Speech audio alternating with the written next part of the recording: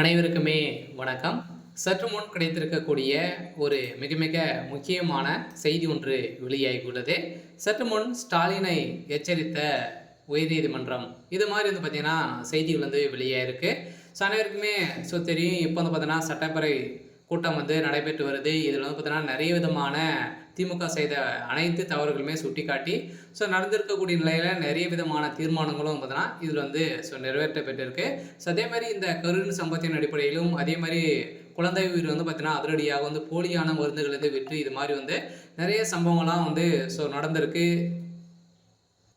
இதனை அனைத்துமே சுட்டிக்காட்டி வந்து பார்த்தீங்கன்னா இப்போ அதிரடியாக உயர்நீதிமன்றம் அதிரடியாக எச்சரித்திருக்காங்க. அதே மாதிரி கரூர் வழக்கின் மூலமாக உயிரிழந்த 41 உயிர்களுக்கு திமுகவுடைய அரசு தான் பொறுப்பேற்க வேண்டும் அப்படின்ற மாதிரி உயர்நீதிமன்றம் மதுரை உயர்நீதிமன்றம் பார்த்தீங்கன்னா தீர்ப்பளித்திருந்த நிலையில இதுக்கு மேல்முறையிட்டு இப்போ அதிரடியாக தவேக தரப்புலேருந்து சிபிஐக்கு வந்து மாற்றியிருக்காங்க. இந்த மாற்றத்தின் அடிப்படையில் அதிரடியாகவும் பார்த்தீங்கன்னா இதில் வந்து செந்தில் பாலாஜி அவர்கள் வந்து பார்த்தீங்கன்னா சிபிஐ விசாரணைக்கு வந்து உட்படுத்தியிருக்காங்க. இதுல வந்து பார்த்தீங்கன்னா முதல்வர் ஸ்டாலின் வந்து ஈடுபட்டு அவர் வந்து சிபிஐ விசாரணைக்கு நீங்கள் வந்து ஈடுபடுத்தக்கூடாது அப்படின்ற மாதிரி வந்து பார்த்தீங்கன்னா பிரச்சனைகள் வந்து செய்ததாகவும் அந்த சிபிஐ கிட்டே வந்து பார்த்தீங்கன்னா 200 கோடிக்கு மேலே வந்து விலை பேசியதாகவும் ஒரு தகவல் வெளியாக இருக்குது. இந்த நிலையில் தான் இப்போ தலைமை நீதிபதி செந்தில்குமார் அவர்களை வந்து பார்த்தீங்கன்னா எச்சரிக்கை வந்து முதல்வர் ஸ்டாலின் அவர்களுக்கு எச்சரிக்கை கொடுத்துருக்காரு. சொல்லப்போனால் நீதிமன்றத்தையே மதிக்காத திமுகவுடைய அரசுக்கு ஒரு மிகப்பெரிய கடுமையான கண்டனம் வந்து தெரிவித்திருக்காங்க.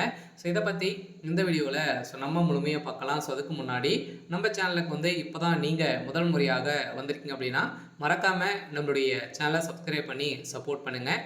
வாங்க வீடியோக்குள்ளே போகலாம். வந்து பார்த்தீங்கன்னா இப்போ இந்த கரூர் வழக்கின் மூலமாக வந்து பார்த்தீங்கன்னா திமுகவுக்கு ஒரு மிகப்பெரிய பின்னடைவு வந்து ஏற்படுத்தியிருக்கு. பார்த்தீங்கன்னா அனைவருக்குமே தெரியும். பார்த்தீங்கன்னா ஒரு மிகப்பெரிய கலவரம் நடப்பது இல்லையா. விஜய் அவர்கள் வந்து புதிய கட்சி வந்து தொடங்கி இப்போ பிரச்சாரத்தில் வந்து 5-6 இடங்களுக்கு மேலே நடத்தியும் எந்த ஒரு பிரச்சனையும் இல்லாமல் இருந்திருந்த நிலையில் திடீர்னு வந்து பார்த்தீங்கன்னா செந்தில் பாலாஜியுடைய கோட்டையாக இருக்கக்கூடிய கரூரில் அந்த கூலிப்படையை இறக்கி ஒரு திமுக ஒரு மிகப்பெரிய சம்பவம் வந்து செஞ்சுருக்காங்க அப்படின்றத இப்போ நிரூபணம் ஆயிருக்கு. சிபிஐ விசாரணைகளை வந்து அதிரடியாக செந்தில் பாலாஜி அவர்கள் வந்து விசாரணைக்கு வந்து உட்படுத்தியிருக்காங்க இல்லையா. அவர் கொடுத்த வாக்குமூலத்தின் அடிப்படையிலும் அங்கு அந்த இடத்தில் நடந்த சம்பவத்தில் நடந்த இடத்துல கிடைத்த சிசிடிவி காட்சியின் மூலமாகவும் பார்த்தீங்கன்னா அதிரடியாக திமுக சேர்ந்த பிரமுகர்கள் தான் இது மாதிரி வந்து செஞ்சுருக்காங்க. கூலிப்படையை வந்து இறக்கி இது மாதிரியெல்லாம் வந்து செந்தில் பாலாஜி அவர்கள் வந்து செஞ்சிருக்காரு அப்படின்ற மாதிரி வந்து பார்த்தீங்கன்னா இப்போ தகவல் வெளியிருக்கு. ஒரு ஆதாரமும் சிக்கிருக்கு. இந்த ஆதாரத்தின் அடிப்படையில் தான் இப்போ உயர்நீதிமன்றம் அதிரடியாக முதல்வர் ஸ்டாலின் அவர்களுக்கு இதில் எச்சரிக்கை கொடுத்துருக்காங்க. பார்த்தீங்கன்னா அதிரடியாக செந்தில் பாலாஜி அவர்கள் வந்து கைது செய்யக்கூடாது அப்படின்ற மாதிரி அவர் வந்து மிரட்டியதாகவும் தகவல் வெளியிருக்கு. இந்த தகவல் அடிப்படையில் தான் ஸ்டாலின் அவர்கள் வந்து நீதிமன்றம் எச்சரிக்கை வந்து கொடுத்துருக்காங்க. ஓகே. இன்னைக்கான அப்டேட் வந்து இதுதான். மறக்காமல் நம்மளுடைய சேனலை சப்ஸ்கிரைப் பண்ணி சப்போர்ட்